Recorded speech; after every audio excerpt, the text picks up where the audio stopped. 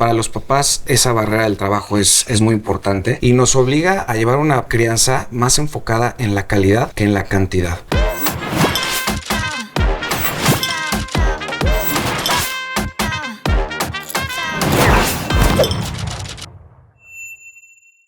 Hola, ¿qué tal? ¿Cómo están? Bienvenidos a Pláticas de la Villita. Soy Jimena Álvarez, ya nos conocemos. Y hoy tenemos un tema que prepárense porque está buenísimo. Vamos a hablar de la crianza equitativa. Y tenemos en el estudio a una voz súper autorizada que seguro ya les suena familiar a través de las redes sociales, comparte muchísimos tips.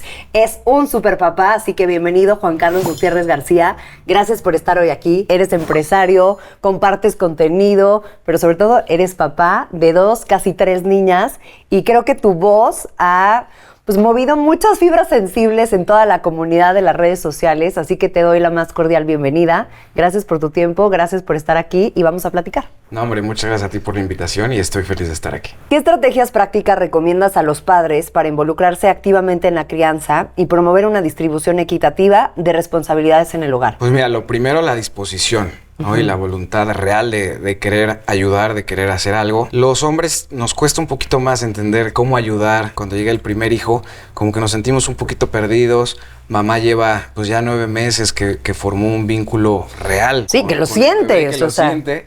Y los papás a veces nos sentimos como que pues un poquito aislados de eso. Y obviamente cuando tienes a tu hija en brazos por primera vez, todo cambia. Pero sí, como que nos cuesta un poquito más. Entonces yo siempre le digo a los papás, háganse sentir que están ahí, que quieren participar. Todos estamos aprendiendo a ser papás. Entonces pues se vale preguntar, se vale decir qué es lo que puedo hacer. Pasar tiempo con la familia es crucial, ¿no? Alejarse de las pantallas es algo fundamental, ¿no? Porque imagínate que mamá está recuperándose del parto, que está ahí con los biberones, con los pañales, y papá está en el celular, ¿no? Entonces, los papás tienen que cambiar pañales, los papás tienen que dar el biberón, los papás tienen que ayudar en todo lo que se pueda. Y las mamás también déjense ayudar. Claro. No, claro. Porque de repente es no, así no es. Sí, luego nos regañan, ¿no? Por querer ayudar. Claro, o sea, aunque cambien pésimo el pañal, déjenlos, que se equivoquen, ya aprenderán. Sí, exacto. Oye, cuéntame un poquito, desde tu experiencia como papá, ¿cómo crees que fácilmente pueden integrarse a esa dinámica?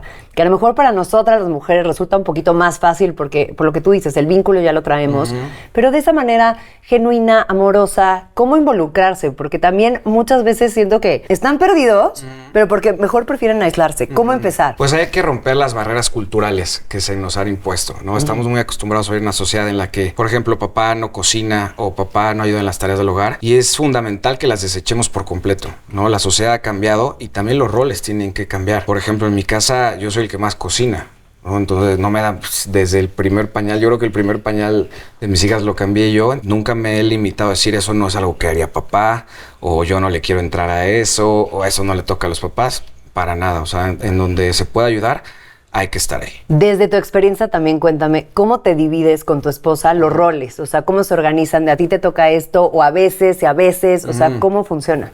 Pues mira, nosotros siempre fuimos como que muy estructurados, siempre tratamos de ser muy empáticos. Por ejemplo, cuando nació nuestra primera hija, yo todavía tenía un trabajo presencial, o sea que tenía que salir de casa, ir a trabajar. Entonces mi esposa siempre me dijo, ¿sabes qué? En la noche yo voy a darle pecho a Sofía y tú te levantas más temprano para que pues puedas ayudarme, que ella descanse y ya yo seguirme a mi vida laboral.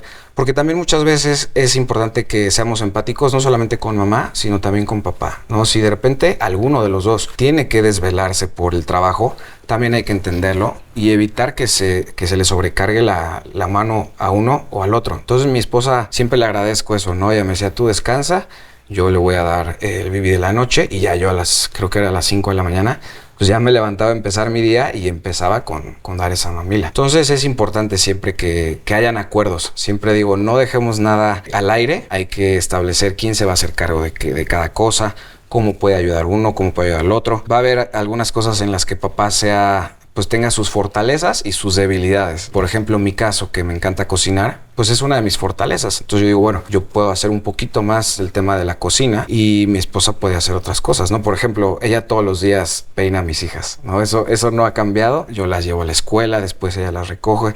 Entonces, estos acuerdos iniciales también van evolucionando, hay que actualizarlos y conforme los niños van creciendo necesitan otro tipo de estructuras, otro tipo de actividades y también que los papás y las mamás vayan evolucionando con ellos. Y sabes también que siento que es muy importante la comunicación asertiva desde los dos lados, ¿no? Decirte, oye, a ver, necesito esto de ti.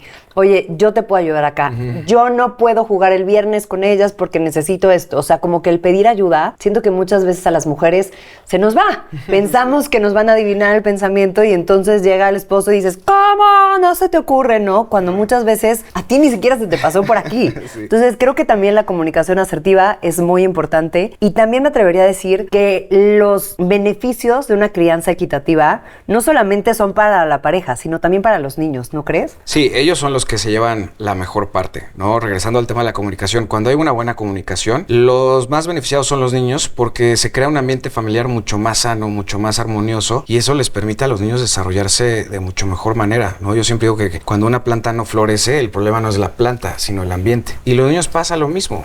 Vemos una sociedad que está llena de niños que tienen problemas de conducta, que tienen problemas de aprendizaje, que tienen problemas en el deporte, que tienen problemas en la escuela. Cuando volteamos a ver a los hogares en donde se están desarrollando, ahí está la explicación clara. La solución no siempre son medicamentos, no siempre es la terapia, no siempre son los castigos.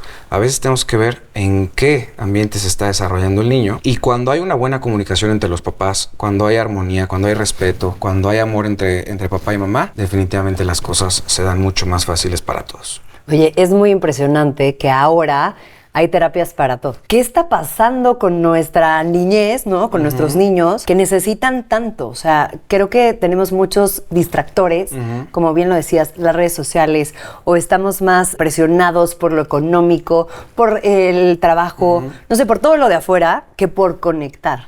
O sea, ¿qué crees tú que sea el detonante de que más niños estén en terapias? El problema nunca son los niños, siempre son los papás. No, lo que te platicaba hace ratito. O sea, pero hasta lo sensorial, los vínculos con los amigos. Todo. O sea, claro que existen problemas médicos, claro que existen problemas emocionales, pero todos tienen una fuente y es el ambiente en el que se desarrolla el niño. Si nosotros cuidamos eso, los índices se van a desplomar de todas las enfermedades emocionales, de todos los trastornos, de todos los problemas de salud. O sea, todo es solucionable si se trabaja en el entorno. Trabajar el entorno es trabajar a los papás. Si nosotros queremos modificar la conducta de un niño, tenemos que modificar la conducta de los papás. Podemos modificar la conducta de los niños. Porque lo que un niño necesita es atención, que sus papás jueguen con él, que sus papás lo escuchen, que sus papás les lean. O sea, estamos mandando a nuestros hijos a la escuela con la esperanza de que los conviertan en personas plenas. Y esa no es la labor de la escuela, esa es la labor de los padres. La verdad es que creo que siempre que un niñito empieza terapia, ¿no? Siempre mandan a los papás. Y como tú dices, o sea, muchas veces es que este niño, es que ya no puedo más, y es porque no te estás volteando a ver a ti. Claro. Juan Carlos, ¿tú crees que hay barreras con los padres cuando están asumiendo un rol más activo en la crianza de sus hijos? Sí, definitivamente. El principal sería el trabajo. O sea, sabemos que cada vez la economía está más difícil, las familias sufren cada vez más para cubrir sus necesidades básicas, para llegar a final de mes. Entonces, pues sí, sería ideal una familia con papá y mamá todo el día ahí, pero la realidad es que cada vez más se está forzando a que tanto papá como mamá salgan a buscar un sustento y los niños se están quedando solos, ¿no? Entonces esa es una gran barrera y me gustaría ser un poquito más realista, no tan romántico, pero pues sí, los niños necesitan un sustento, necesitan medicinas, necesitan alimento, necesitan educación y eso cuesta. Entonces para los papás esa barrera del trabajo es muy importante y nos obliga a llevar una crianza más enfocada en la calidad que en la cantidad. Si no podemos pasar tanto tiempo con nuestros hijos, por lo menos que el poco tiempo que pasamos sea de muchísima calidad, ¿no? Que sea un tipo de papás y los niños. Otra barrera sería la tecnología, que esa precisamente es una barrera para el tiempo de calidad. Ahorita, híjole, las pantallas, las redes sociales son un distractor enorme, tanto para los papás como también para los hijos. Ahorita yo veo niños de 4 o 5 años que tienen un iPad, que se la pasan pegados a la televisión, Y así es imposible. O sea, no se puede tener niños y familias plenas si se abusa de la tecnología, ¿no? Necesitamos ponerle atención a nuestros hijos, necesitamos verlos a los ojos, necesitamos escucharlos, que ellos no sientan que están compitiendo con las redes sociales, ¿no? Vemos papás que están todo el día deslizando una pantalla y los niños se sienten abandonados. El abandono no siempre es físico, a veces hay abandono presencial, en el que sí, los papás están ahí, pero no están en realidad. Y justo lo que decías, cantidad no es lo mismo que calidad, ¿no? Porque tú puedes estar 2 horas con tus hijos, 4 horas así con el celular. Y a mí me traumó, y se los cuento aquí en corto, porque lo ven, o sea, lo ven todo el tiempo. Y mi chiquita de 2 años ya quería un celular, o sea, ya no, tenía uno, ya es obvio, de juguete de hola. Y le empezó a hacer así, dije, no, algo está muy mal, que me está copiando y está pensando que eso es lo bueno, ¿no? Claro. O sea, lo imitan. Dejar el celular, las pantallas, lo más, pues entre más tarde se las enseñemos, es mucho mejor, porque antes como que ni las conocen, ni saben, y en cuanto te ven a ti tan involucrado con un aparato, siento que ahí les despierta esa curiosidad. Claro. Qué interesante lo que me compartes. Dime algo, ¿cómo se puede fomentar una distribución justa de las responsabilidades en el hogar? Como te dije, me gustan mucho los acuerdos, ¿no? Siempre platicar con mamá y decir, a ver, ¿dónde puedo ayudar más? ¿Dónde están mis fortalezas? Incluso a nosotros nos gusta mucho involucrar ya a nuestras hijas en todos estos temas. A mis En las tareas de la casa. Sí, a mis hijas les gusta mucho cocinar conmigo, mi esposa le encanta leerles todas las noches. Entonces, creo que cuando hay disposición, cuando hay buena voluntad, estos acuerdos son súper fáciles. Y de verdad que no queda nada al aire, ¿no? Nuestras hijas saben qué esperar de nosotros, saben qué rol vamos a cumplir cada uno de nosotros, y en el momento en que alguno sienta que se le carga más la mano, es momento de renegociar esos acuerdos, ¿no? Los acuerdos en el matrimonio no están escritos en piedra, ¿no? De repente podemos decir, quiero cambiar esto. Mi esposa, por ejemplo, el año pasado emprendió un negocio de arte, entonces pues a mí me tocó involucrarme un poquito más en lo que ella hacía, apoyarla al 100%. Entonces los roles van evolucionando, pero siempre hay que regresar a los acuerdos, ¿no? Hay que establecer muy claro quién se va a hacer responsable de cada quien para que no queden cabos sueltos. 100%. Oye, ¿qué herramientas como las que nos estabas platicando, pero también estrategias nos recomiendas para que los padres gestionen mejor su tiempo con la familia? Facilísimo, tener claras nuestras prioridades, ¿no? Si tenemos 1 hora libre, ¿para quién va a ser?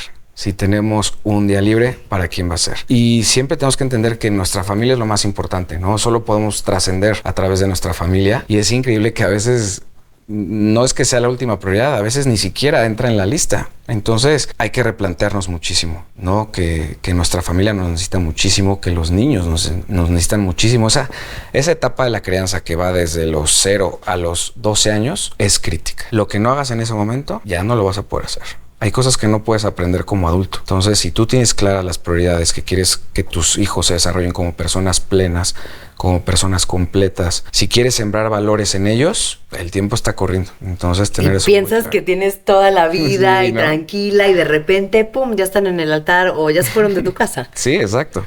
Y esos momentos pasan mucho más rápido de lo que creemos, ¿no? Yo recuerdo el día que nació Sofía como si fuera ayer. Ya son casi 6 años, ¿no? Se hacen grandes rapidísimo. Y qué tristeza vivir con el arrepentimiento de haber podido pasar más tiempo con ellos, de haber podido dedicarles más tiempo. O sea, yo siempre digo que el día de tu muerte te vas a arrepentir de muchas cosas, menos del tiempo que le diste a tus hijos y de haberlos hecho tu prioridad. Oye, y hablando de la pareja, ¿qué rol juega la comunicación, que tanto decimos, pero que es súper importante en la pareja para el éxito de una crianza equitativa, ¿no? Porque luego es de, mamá me dejó, pero mi papá dijo que no. O sea, el ponerte de acuerdo también siento que es uno de los focos rojos de la crianza. Es fundamental. Tenemos que tener un frente común, que es parte de la comunicación, ¿no? Como papás, tenemos que hablar con nuestra pareja y decir qué tipo de papás queremos ser, qué tipo de educación le vamos a dar a nuestros hijos, cuáles son los valores que vamos a inculcar en ellos, cuáles son los ideales que vamos a defender como familia, y siempre estar en el mismo canal. Es muy difícil para los niños procesar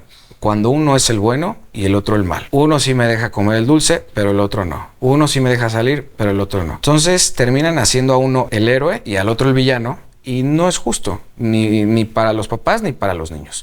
Tienen que ser un frente común. Papá no puede desafiar la autoridad de mamá, mamá no puede desafiar la autoridad de papá, y ese frente común les da una estructura mucho más aterrizada a los niños y les permite saber qué esperar de cada uno de sus padres, ¿no? Entonces, eso solo se puede lograr a través de la comunicación entre papá y mamá. Y nunca es demasiado pronto, ¿no? Claro. Porque los vemos chiquitos y dices, ay, este bebecito no entiende todavía. No, sí entiende. Entienden todo. Mucho más de lo que tú todo. como pareja, ni como mamá, ni como papá lo entienden, ¿no? Claro, Creo que hay porque que además ser ellos lo ven de súper fuera. claros. Nosotros siempre estamos como encapsulados en esa visión del matrimonio, pero ellos nos están viendo a los dos, por aparte, como una pareja, cómo se relacionan, cómo se tratan, cómo se hablan, cómo habla el uno del otro cuando no está presente. Ok, entonces primero como pareja, o sea, sanar ese vínculo y después, o sea, ya llevar a los hijos, porque eso que decías de cómo tratas tú a tu mujer, las niñas así las van a tratar el día de mañana, porque Claro. es lo que van a salir a buscar. Claro, la familia siempre va a ser un reflejo del matrimonio. No hay familias felices con matrimonios infelices. Incluso cuando hay una separación, se puede hacer de manera amistosa, de manera amorosa, de manera respetuosa y empática. El que los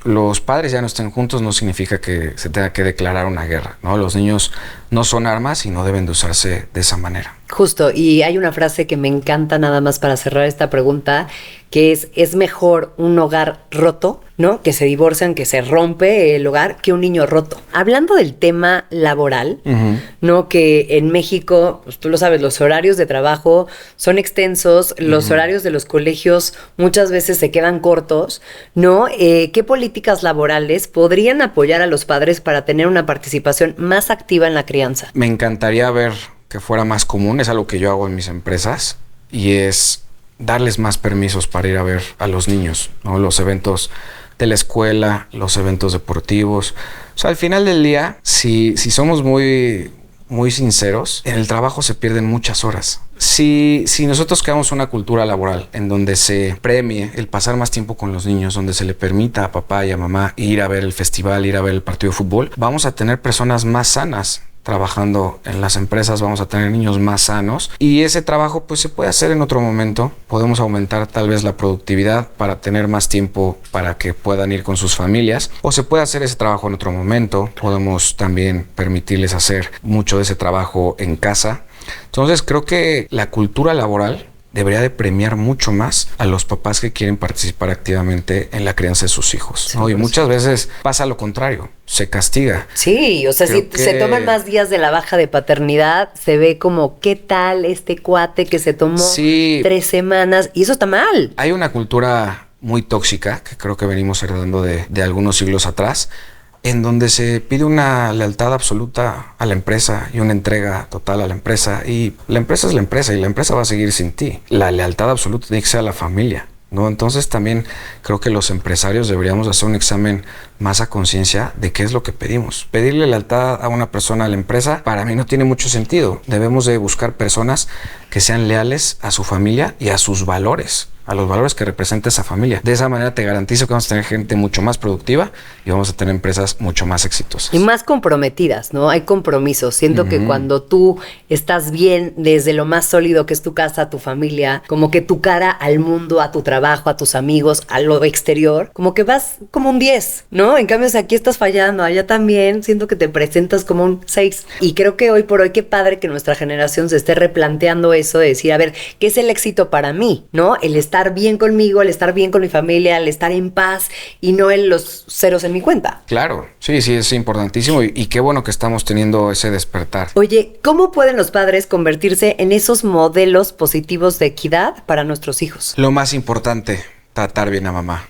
Tratarla con respeto, ser empático con ella, ayudarla. No, el amor hacia los hijos no significa nada si no viene con un amor y con un respeto hacia su mamá, ¿no? En cualquier circunstancia, como dijimos hace ratito, no importa que papá y mamá ya no estén juntos, pero el respeto a mamá, el cómo ven nuestros hijos a una mujer desarrollarse plenamente, que se sienta segura, que se sienta apapachada, que se sienta apoyada, es importantísimo, ¿no? Porque estamos moldeando la realidad de nuestros hijos. Lo que pasa en la casa muchas veces se va a repetir en un futuro, y es mejor que ellos tengan un buen ejemplo en el hogar, que vean un papá amoroso, que vean un papá responsable. A mí también me gusta mucho hablar de cómo los hombres nos tenemos que cuidar y buscar esa plenitud, porque para ser un buen papá necesitas ser un buen esposo o un buen ex esposo, pero para lograr ser una buena pareja para tu esposa necesitas estar pleno como hombre. No ser un hombre de valores, que esté bien físicamente, que lea, que tenga ideales, que persiga sus sueños. O sea, eso es fundamental. Ser un buen papá empieza 2 pasitos atrás.